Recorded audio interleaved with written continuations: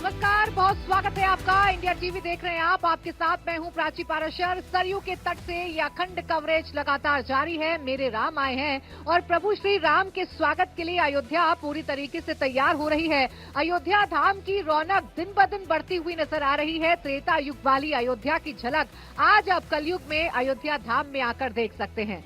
लेकिन इन सब के बीच प्रधानमंत्री नरेंद्र मोदी की भक्ति भी चर्चा का विषय बनी हुई है। एक तरफ जहां यजमान बनने के लिए प्रधानमंत्री नरेंद्र मोदी कठिन तपस्या कर रहे हैं, तो वहीं दूसरी तरफ जानकारी ये मिल रही है कि रामलला की प्राण प्रतिष्ठा के साथ ही शिव की पूजा भी प्रधानमंत्री नरेंद्र मोदी करेंगे। रामलला मंदिर परिसर में ही कुबेर का टीला है। दोपहर करीब 2:15 पर शिव मंदिर में पूजा अर्चना करेंगे प्रधानमंत्री नरेंद्र मोदी। तो ये प्रधानमंत्री का कार्यक्रम है। 22 जनवरी को सबसे पहले रामलला की प्राण प्रतिष्ठा होगी। इस कार्यक्रम में प्रधानमंत्री नरेंद्र मोदी यजमान बनकर शामिल हो रहे हैं। तो वहीं जानकारी ये भी मिल रही है कि रामलला की प्राण प्रतिष्ठा के साथ ही यानी प्रभु श्री राम की पूजा के साथ ही प्रधानमंत्री नरेंद्र मोदी शिव भक्ति में लीन भी नजर आएंगे। शिव की पूजा करते हुए भी नजर आएंगे। कुबेर के टीला पर प्रधानमंत्री नरेंद्र मोदी पूजा करते हुए नजर आएंगे। दोपहर करीब 2:15 पर शिव मंदिर में पूजा करने का प्रधानमंत्री का कार्यक्रम अभी तक तय किया गया है। तो प्रधानमंत्री नरेंद्र मोदी जो लगातार भक्ति के रंग में डूबे हुए हैं और प्रधानमंत्री नरेंद्र मोदी न सिर्फ श्री रामलला की भक्ति में लीन है बल्कि शिव भक्ति की तस्वीरें भी प्रधानमंत्री की कई बार देश देख चुका है। मेरे सहयोगी देवेंद्र पाराशर इस वक्त हमारे साथ जुड़ गए हैं। देवेंद्र, क्या जानकारी मिल रही है पीएम के कार्यक्रम को लेकर? पहले राम भक्ति और उसके बाद शिव भक्त प्रधानमंत्री नजर आएंगे। जी हाँ, बिल्कुल। सबसे पहले मंदिर में प्राण प्रतिष्ठा जब हो जाएगी उसके बाद 1 बजे से 2 बजे तक का लगभग 1 घंटे से ज़्यादा कुछ रहेगा वो कार्यक्रम, जो कि उनका पब्लिक फंक्शन होगा। और ठीक 2:15 पर यहाँ पर शिव मंदिर, जो कि कुबेर का टीला है, कुबेर के टीले के बारे में बता दें कि जो राम मंदिर परिसर है, जो 70 एकड़ में जो जमीन अधिग्रहित की गई थी, उसी के अंतर्गत ये भी आता है। और ऐसी मान्यता है कि खुद भगवान कुबेर ने वहाँ पर शिव मंदिर के उस टीले के ऊपर शिव मंदिर की स्थापना की थी। हालांकि मौजूदा समय में जो वहाँ पर शिवलिंग है वो तकरीबन 5 दशक पहले यादव कम्युनिटी के एक भक्त ने उस शिवलिंग की स्थापना की थी, जिसके दर्शन किया जाता है। और अयोध्या आने वाले लोगों के लिए वो बेहद महत्वपूर्ण जगह रही है। और वहाँ पर एक शिव की बारात भी निकलती थी। बाद में जब आपको ध्यान होगा कि जब मंदिर पर अटैक हुआ था, आतंकी हमला हुआ था, उसके बाद उस प्रक्रिया को रोका गया।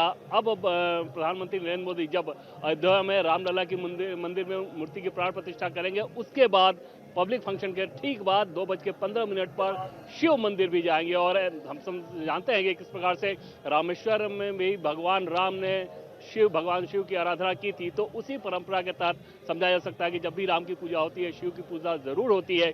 और इस कुबेर के टीला में जो शिव का मंदिर है, नवरत्न यानी कि माता पार्वती, भगवान गणेश, भगवान कार्तिकेय, इस सहित 9 देवी देवताओं की मूर्तियां हैं और नवरत्न के तौर पर विख्यात है। एएसआई ने भी इसे माना है कि पौराणिक महत्व की ये जगह है और उस हिसाब से इसे उसी रूप में संरक्षित भी किया जाता है। और 22 तारीख को प्रधानमंत्री नरेंद्र मोदी यहाँ पर पूजन करने वाले हैं। जी बिल्कुल देवेंद्र, देखिए इसे इस लिहाज से भी समझा जा सकता है कि प्रधानमंत्री एक तरफ भक्ति में राम पथ दिखाते हुए पूरे देश को नजर आ रहे हैं, तो साथ ही साथ उन जगहों पर भी प्रधानमंत्री का फोकस है जिन्हें किसी न किसी विवाद के जरिए या किसी न किसी साजिश के जरिए दबा दिया गया था, दफन कर दिया गया था। उस भक्ति रस को भी प्रधानमंत्री पूरे देश के सामने लेकर आ रहे हैं देवेंद्र।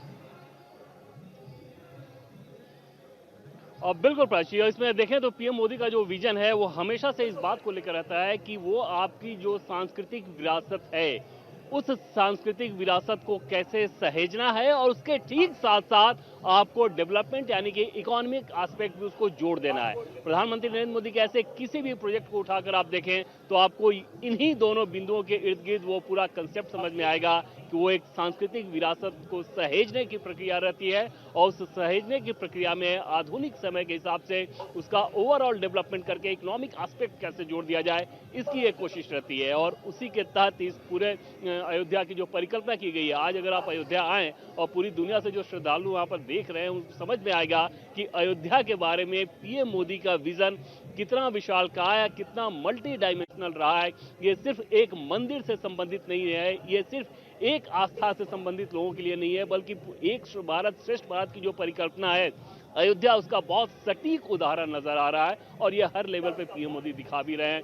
22 तारीख से पहले जब उनका अनुष्ठान 11 दिन पहले ही शुरू हो गया था, तो उस अनुष्ठान की प्रक्रिया में भी आप उनके हर चरण को देखें तो आपको इसी दिशा में जाते नजर आएंगे। और अब तो बस इंतजार है 22 तारीख का, जिसके बारे में कम से कम 3 कार्यक्रम अभी तक मैं आपको बताऊं कि बहुत सारी किंवदंतियां चल रही है, बहुत सारी कहावतें चल रही है कि पीएम मोदी ये कर सकते हैं, वो कर सकते हैं, लेकिन अभी जो उनके कार्यक्रम तय हैं वो 3 कार्यक्रम ही तय हैं।